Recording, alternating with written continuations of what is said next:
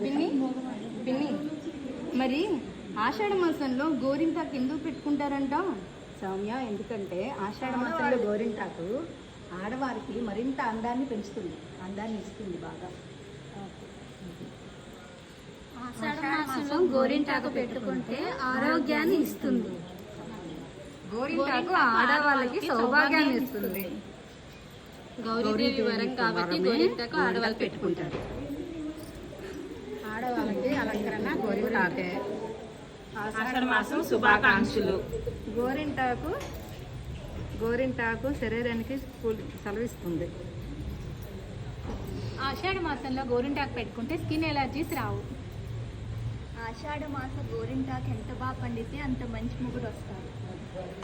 ఇదంతా పక్కన పెట్టి గోరింటాకు పెట్టుకున్నంతసేపు మనల్ని ఎవ్వరూ డిస్టర్బ్ చేయరు. చక్కగా హ్యాపీగా గోరింటాకు పెట్టుకోవచ్చు. అందరికీ ఆషాఢ మాస శుభాకాంక్షలు. ఆషాఢ మాస శుభాకాంక్షలు.